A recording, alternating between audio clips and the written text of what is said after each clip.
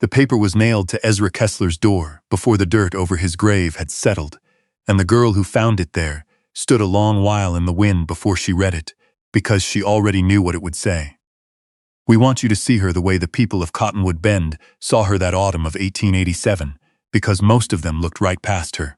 A thin young woman of 21 in a man's canvas coat too big through the shoulders, boots cracked at the toe, standing on the swept dirt in front of a half-dugout on the dry south edge of Dakota Territory, holding a company notice in one raw hand. Alma Hargrove was her name, though few in town had ever used it. To them she was just the well-digger's girl, the orphan old Ezra had taken in, and now that Ezra was 3 days in the ground, she wasn't even that. She was nobody's girl. She was a problem the Diamond Bee intended to solve before the snow came. The notice was from Cyrus Ballard, or rather from his land agent, a soft-handed man named Milo Trice who did the cattleman's unpleasant errands and slept fine after. Alma read it twice. The gist was simple enough under all the lawyer's words. The quarter section Ezra had filed on, the poor scrubby claim in the Kettle Draw that the cattle outfit had grazed free for years, had never been proved up. A homestead was only yours after 5 years of living and improving and a final signature at the land office, and Ezra had died in his 4th winter, with the paper still pending. A dead man could not prove up a claim, and a girl with no husband, no kin, and no money could not either, not against the Diamond Bee, which had already had its own man file a competing entry and had the ear of every clerk between here and Yankton. She had 10 days to vacate.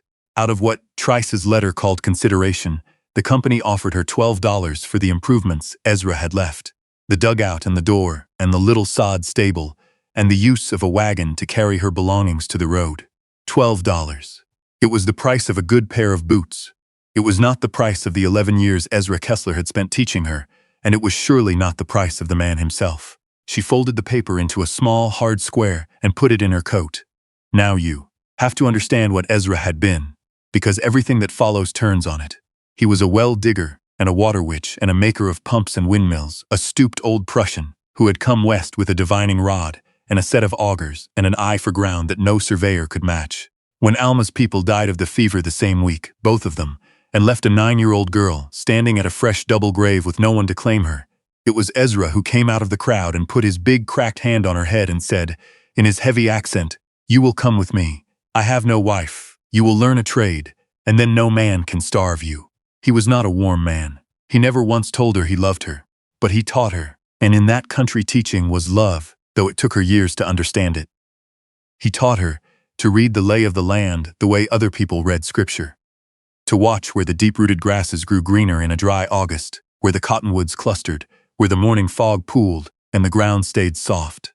He taught her the willow rod, which she never wholly believed in, and he never wholly trusted either. And then he taught her the real thing underneath the rod, which was patience and observation and arithmetic. He taught her to sink a well by hand, the cribbing, and the windlass, and the terrible slow danger of it. He taught her that bad water would kill you slower than no water, but just as sure, and how to taste the alkali coming.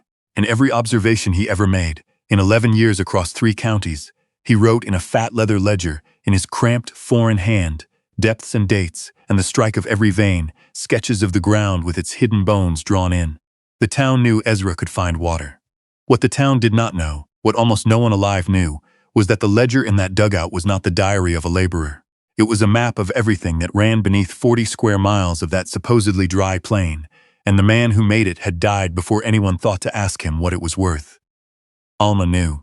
She had copied his figures by lamplight since she was 12. That first night after the notice, she did what he would have done. She lit the lamp, set out a piece of butcher paper, and made her reckoning. Because self-pity was a thing Ezra had beaten out of her early, and arithmetic was a thing that always told the truth. On one side she wrote what she had, $12 they'd give her, if she took it. $19 saved in a coffee tin, egg money, and the pay from 2 wells she'd helped Ezra sink that summer. Ezra's tools, which the company would let her keep because they thought them the junk of a poor old man. The augers, the windlass and rope, the 2-man saw, a keg of iron pipe couplings, and the thing she prized above all of it, his brass-sounding weight on a knotted line, the bob he dropped down a shaft to measure water, his ledger, a 10-year-old mule named Solomon, patient and ugly and strong, her own 2 hands. On the other side she wrote what stood against her. She was 21 and unmarried, which in a town like Cottonwood Bend made her a scandal or a burden and nothing between. She had no family this side of the grave.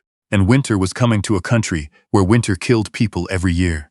Where the snows started in November and the wind came off the north with nothing to stop it for 1,000 miles. Where the mercury dropped to 30 below and stayed. To go to town meant a rented room she could not afford past January, and work she could not stomach, cooking and washing for the same men who'd turned her out. To go east on the railroad meant a ticket she could barely buy, and a strange city that had no use for a girl who knew nothing but water. She sat with the 2 columns a long time.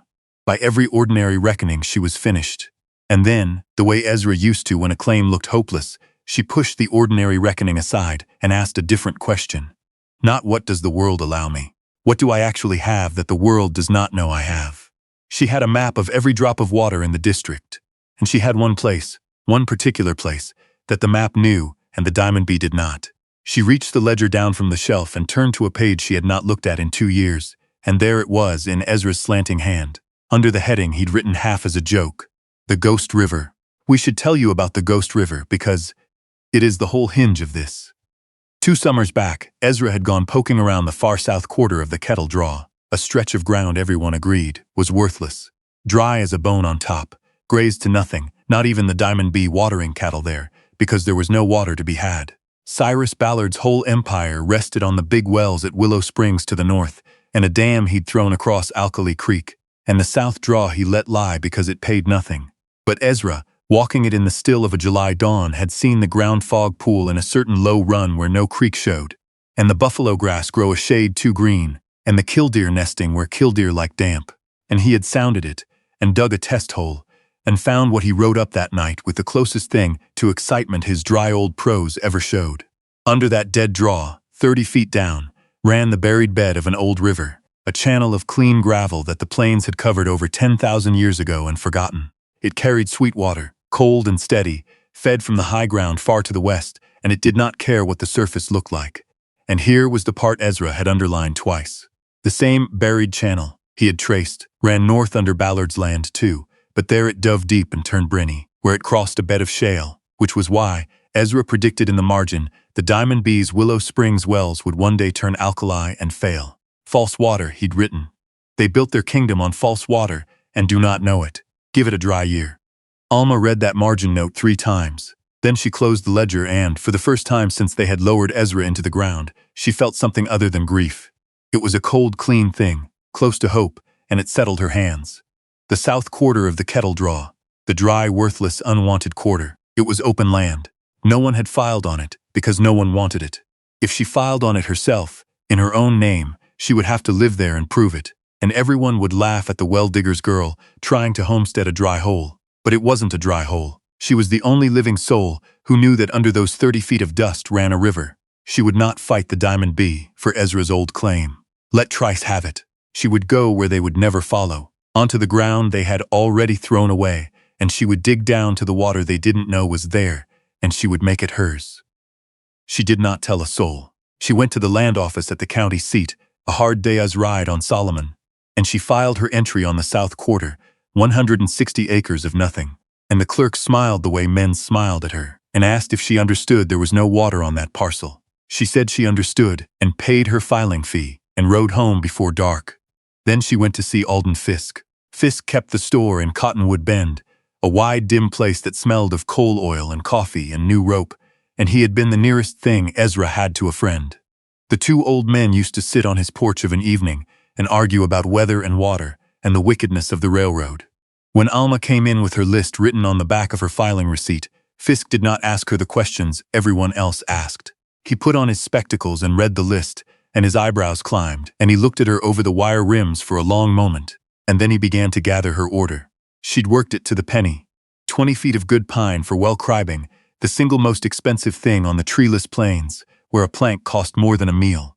A second-hand windlass rope, sound, a tin bucket, a keg of nails, a short-handled spade and a shovel with the blade worn narrow, 50 pounds of cornmeal, 20 of beans, 10 of salt pork, 5 of coffee, a sack of dried apples, a box of sulfur matches, 2 gallons of coal oil, a coil of stovepipe wire. She had a stove already, Ezra's little sheet iron box, and a lamp and blankets, and the sod walls of a shelter she meant to build with her own 2 hands. She counted the money onto the counter, and it came to nearly everything she had. Fisk totaled it, took her money, and then he went into the back and came out with things she had not asked for.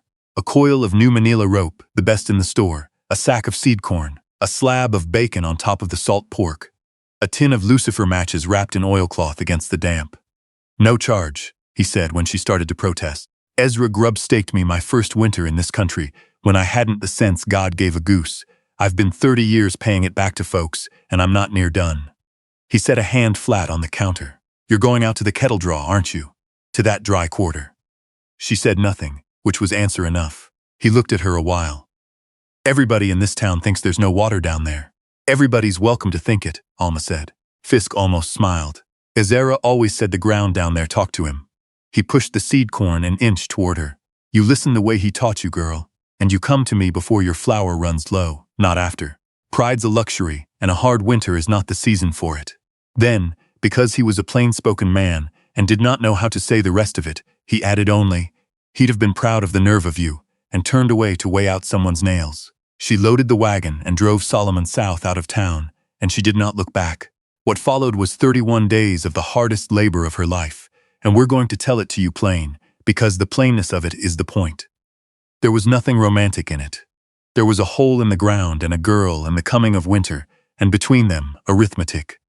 She built her shelter first, because you cannot dig a well while sleeping in the open in October in Dakota. She chose a low bank on the south face of the draw, out of the north wind, and she cut sod the way the homesteaders did, long ribbons of the tough root-bound prairie turf, sliced with a spade, and she laid them up like brick, grass side down, 2 feet thick, into 3 walls against the cut bank. She framed a door and a single small window from Fisk's pine, roofed it with poles and brush, and a foot of sod on top, and set Ezra's little stove against the earthen back wall, with the pipe run up through the roof and sealed round with mud. It was a dugout, half in the hill, and when she was done it was dark and low, and smelled of dirt, and it was warm. The earth itself was the insulation, tons of it, holding the day's small heat and giving it back through the night. Ezra had taught her that. The ground keeps what you give it. For Solomon, she cut and stacked prairie hay through those first weeks, whole afternoons swinging the scythe over the buffalo grass, curing it and forking it into a stack she roofed with more sod, enough to see one ugly patient mule through 5 months of snow. She was careful with the reckoning of it, because she had heard old-timers laugh at greenhorns, who'd starved good animals, figuring hay by the eye.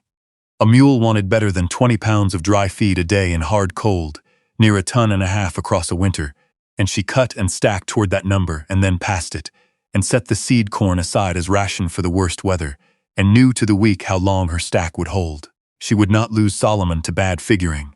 He was the last living thing that had been Ezra's. And for fuel, she did what the whole treeless country did, and what the Eastern storybooks never mention. There was no firewood for 100 miles, so she gathered fuel the way her neighbors did, in a handcart across the grazed flats, dried cattle chips by the bushel, stacked in a rick against the stable wall where they'd stay dry, and when those ran thin she twisted prairie hay into tight hard knots the settlers called cats, which burned quick and hot and had to be fed one after another. A person's whole evening spent twisting fuel to keep the twisting warm.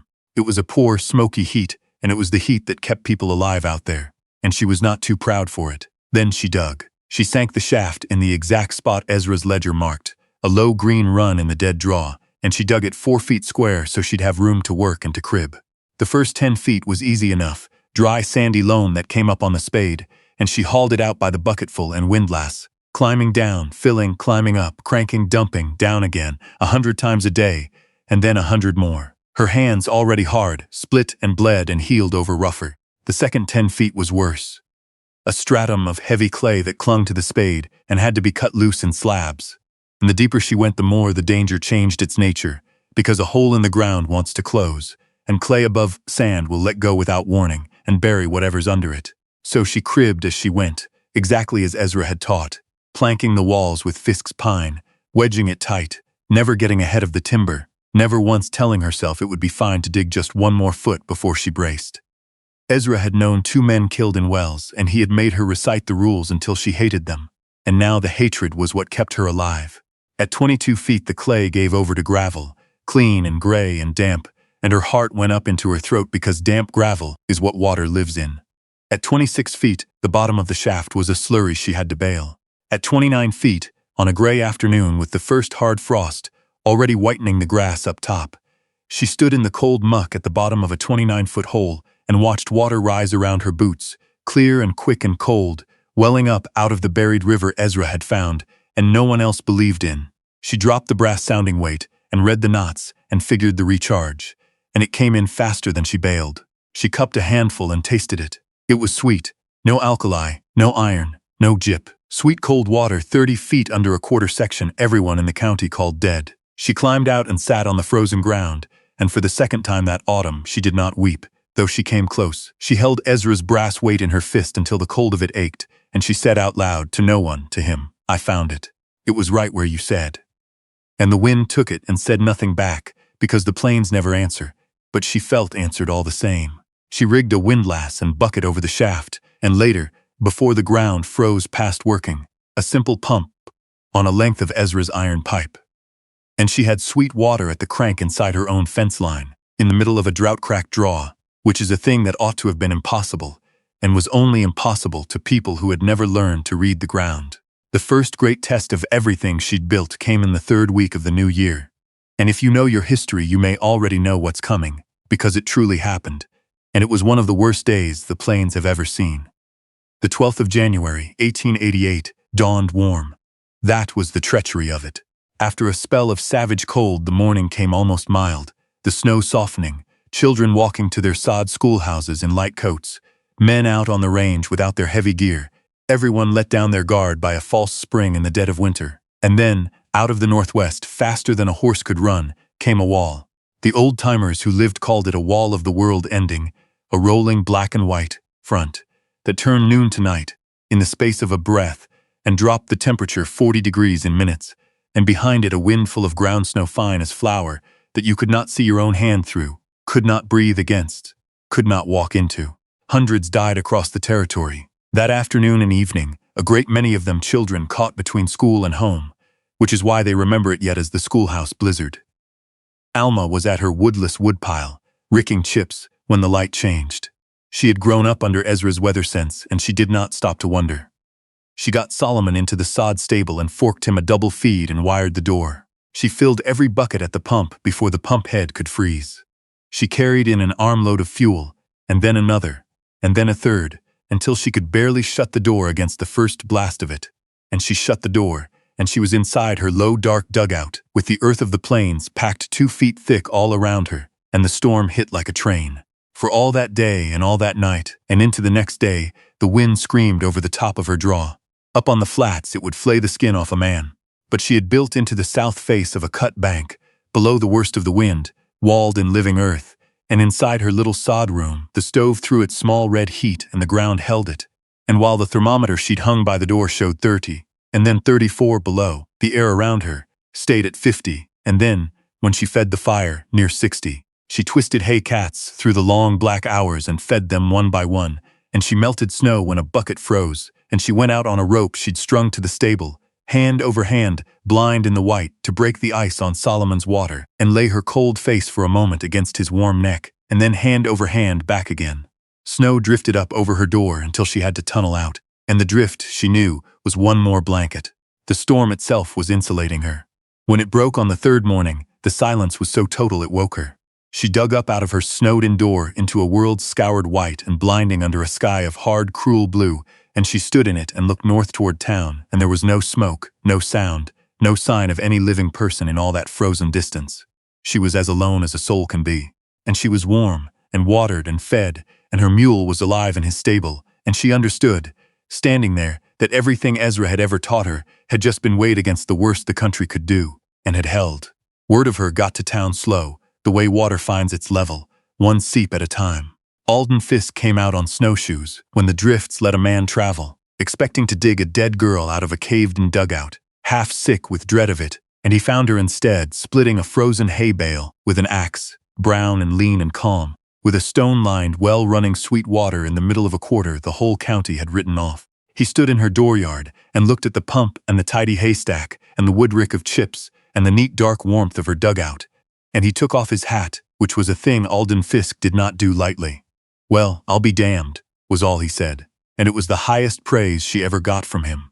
He'd brought her a sack of potatoes and a wheel of cheese, and the news of the town, and the news of the town was grief. The blizzard had gone hard on Cottonwood Bend. 2 of the Hallstrom children lost between school and home, found in the spring, roofs down, stock frozen, standing in the drifts. And the smaller, quieter disaster underneath the loud one. The country was dry, had been drying for 2 seasons, and the shallow wells the homesteaders depended on were failing one by one, going low, going brackish, some of them going bad enough to sicken a family. Water was turning into the thing that decided who could hold on, and who had to give up their claim and go back east broke. Even, Fisk mentioned, the Diamond Bee was having trouble. Cyrus Ballard's big wells at Willow Springs had come up salty that winter, and his hands were hauling water in barrels to keep the cattle. And the great man was in a black temper about it. Alma looked at the frozen ground when he said that and said nothing, but you can be sure she remembered a margin note in a dead man's hand. False water, give it a dry year. Here is the part we love best, and we think you will too, because it's the part where the woman the town threw away chose, of her own free will, not to be small about it. They started coming to her. First Nils Torgerson, a big, slow Norwegian homesteader, whose well had gone dry and whose littlest was down with a rattling cough in a cabin they couldn't keep warm. He came to her fence hat in hand, this man who had never once tipped that hat to the well-digger's girl on the street, and he asked, in his broken English, if it was true she had water and if she would sell him some. Alma did not remind him of the street. She filled his barrels at her pump and would not take his money. And then she did more than that. She rode back to his place with him and walked his ground in the snow and read it the way Ezra had taught her, and found him a spot in a low run behind his soddy where the grass had grown greener the summer before. And she told him, dig here in the spring, not where you dug before. Dig here and go past 20 feet and don't quit, and crib it as you go so it doesn't kill you. And she drew him the cribbing in the snow with a stick. She gave him knowledge, which is the only gift that keeps giving after the giver is gone. Then the widow Amsler, whose well had turned foul. Then 2 young bachelor claim holders whose fuel had run out, and who did not know that the country was full of fuel if you weren't too proud to gather it.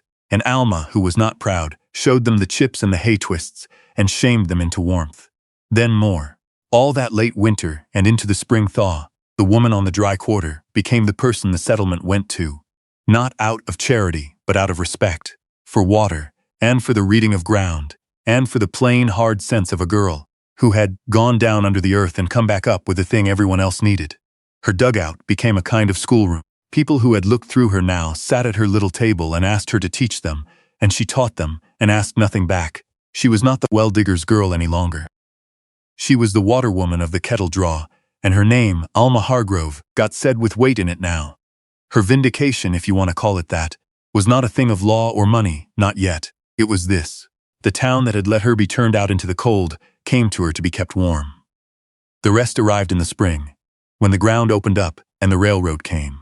You have to know that the Dakota and Western had been pushing its line across that country for 2 years, and the railroad did not run on rails alone. It ran on water. A steam engine drank enormous quantities of it, and a railroad had to plant a water station every so many miles, or it could not move a train, and where it planted a division point, with water and coal and a roundhouse, a town would grow up, rich, and the surrounding land would be worth 10 times what it had been. And the Dakota and Western had reached the Cottonwood Bend country and struck the same trouble everyone struck. The obvious water, Ballard's Willow Springs, had gone salt, and salt water boils to scale and ruins a boiler. The railroad's own men had drilled and come up dry or brackish across the whole district, so the company did what companies do. It sent for an expert. His name was Wendell Osgood, and he was a water engineer out of Omaha, with a national reputation, a spare, gray, methodical man in his 50s who had spent his life finding water where other men could not, and he was not a fool and he was not cruel, which, as it turned out, mattered. He spent a fortnight studying the railroad's failed test holes and the useless county maps and Ballard's ruined wells, and he came to a hard conclusion, which was that the whole district's understanding of its own water was wrong, that there was a structure underground that none of the surveys had caught, and that until someone understood it, the railroad would keep sinking dry holes and money. And then, drinking bad coffee in Fisk's store, Wendell Osgood heard a story that stopped him cold. He heard about a young woman living alone on the south quarter of the Kettle Draw, on a piece of ground everyone swore was bone dry, who had a hand-dug well 30 feet down, running sweeter and steadier than anything for miles, and who was said to be able to walk a man's claim and tell him where his water lay. Osgood set down his cup. "Take me to her," he said. He rode out with Fisk and found Alma at the pump, and he introduced himself with a plain professional courtesy that she, who had learned from Ezra to value competence over charm, warmed to at once. He asked, might he see her well? She showed him. He looked down the shaft, and he tasted the water, and he studied the lay of the draw, and he grew very quiet. This ground reads dry from the top, he said, half to himself. There is nothing on the surface to say water. How did you know to dig here? My teacher knew, Alma said. He wrote it down. Osgood's head came up. Wrote it down. She looked at this stranger a long moment, weighing him the way Ezra had taught her to weigh a man. Then she went inside and brought out the fat leather ledger and put it in his hands. We wish you could have seen his face as he turned those pages. Wendell Osgood was a man who had spent 40 years looking for exactly this and never finding it, a complete, patient, decade-long survey of the hidden water of a whole country, depths and strikes and dated soundings, the buried channel, traced mile by mile in a cramped foreign hand. The very fault, where the good water dove deep and turned, drawn and named 2 full years before the railroad's engineers had blundered into it and called it a mystery. He turned to the page marked the Ghost River, and he read it twice and looked up at her with something close to awe. Who was your teacher? He said quietly. Ezra Kessler, said Alma. The well digger. He raised me. He's dead. Kessler. Osgood said the name like a man setting down something heavy. I never met him. I know his name. There was a paper, years back, on the groundwater of the northern plains. People thought it too strange to credit. He laid his hand flat on the ledger. Miss Hargrove, your teacher was not a well digger. Or he was, but he was a great deal more. This is not a workman's diary. This is the only accurate map of the water under this district that exists in the world. The railroad has spent a fortune failing to learn what is written in this book. And the reason your well runs sweet where Ballard's run salt is written here too, plain as day. And it means, Cause paused, working it through, the fairness of the man wrestling with the size of it. It means that the reliable water in this whole country, the water a railroad town would have to be built on, does not lie under the Diamond B at all. It lies under the ground Cyrus Ballard threw away. It lies here, under your claim. Alma had known that for a season. But there is a difference between a thing you know alone in the dark and a thing an expert says aloud in daylight, and the difference is that the second kind can open doors the first kind cannot. You understand what this means, Osgood said. It means, Alma said slowly, that the men who put me off this land because they thought it was worth nothing are about to find out they were wrong. The reckoning, when it came, was quiet, the way real reckonings usually are. There was no shouting scene, no villain begging on his knees. There was Wendell Osgood, riding back to the railroad and to Cyrus Ballard, with a ledger in his satchels and a set of hard facts. And there was the slow cold turning of a situation that a girl now held in her 2 hands. Osgood laid it out for them in the language men like that respect, which is not the language of right and wrong, but the language of money and liability. The railroad needed water, reliable sweet water. And there was exactly one place in the district it was certain to be found. And the girl Ballard had evicted held the deed in progress to that place, and the only map that proved where the rest of it ran. Ballard needed water too, his own salt wells failing under him, and his herd dying of thirst in a drought that was only getting worse. And the knowledge that would save his outfit was, again, in that same girl's ledger. Both of them, the cattle king and the railroad, suddenly and completely needed Alma Hargrove. Cyrus Ballard was not a man who was used to needing anyone, least of all a 21-year-old orphan. He'd all but forgotten ordering off a dry draw. But he was a businessman before he was a bully, and when Osgood spelled out what it would cost him to keep being proud, the arithmetic did his arguing for him. The railroad wanted to buy the right to site its water station and its Division Point town on her quarter, and to purchase Ezra's survey outright to guide its wells across the district. Ballard wanted the survey too, to save his own outfit, and he wanted the goodwill of the railroad that was about to make or break every ranch in the country. The offer came to her in the spring, carried out to the dugout, not by a nervous clerk, but by Wendell Osgood himself, sitting at her small table with his hat in his lap. The railroad and the Diamond B jointly offered to buy Ezra Kessler's ledger and the water rights it represented for a sum that made Alden Fisk, when he heard it later, sit right down on a nail keg, $14,000. They would perfect her claim to the quarter, and deed it to her free and clear, jump the whole slow business of proving up. And they would make, Osgood added, watching her carefully, whatever public acknowledgement she cared to name. Alma listened without her face moving the way Ezra used to, and when Osgood was finished she was quiet a while. $14,000 was a life. It was more money than her parents and Ezra together had seen in all their days. But it could not buy back the man in the ground, nor the 11 years, and she was not a girl who confused a sum with a settling of accounts. Money, Ezra had taught her, was a tool. You did not thank a tool, you used it. There's a condition, she said at last. Osgood inclined his head. Name it. The man who signed my notice, said Alma. Milo Trice. The land agent who put me off Ezra's claim while the dirt was still fresh, and offered me $12 for 11 years, and slept fine. I want him gone. Off this range and out of any place where he can do to another widow or another orphan what he did to me. There was a silence. Osgood looked at her, and something in his gray, methodical face warmed, because he was a fair man, and he liked to see fairness. That, he said, I believe can be arranged. Mr. Ballard is presently disposed to be agreeable. A pause. In point of fact, he already regrets the $12, though for reasons that have nothing to do with his conscience. I don't care about his conscience, Alma said. I care that Trice is gone. He was gone within the month. The whole thing was done on paper, through a lawyer in the county seat, coldly and correctly. Money moving into a bank account in the name of Alma Hargrove. A deed recorded, a survey transferred, a soft-handed land agent quietly let go, and drifting out of the territory with no one to see him off. There was no triumph in it, no cheering. Justice, Alma found, was a colder and more clerical business than she'd once imagined revenge would be, and it left her not gloating but only very tired and very free.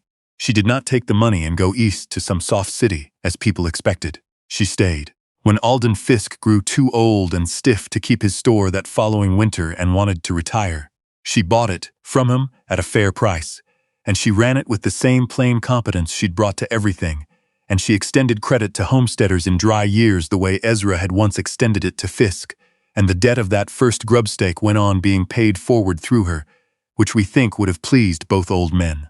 When the railroad's town grew up around the new water station on the Kettle Draw, and grew rich the way railroad towns do, she was already the woman at the center of it, the one people came to for water, and for supplies, and for the reading of ground.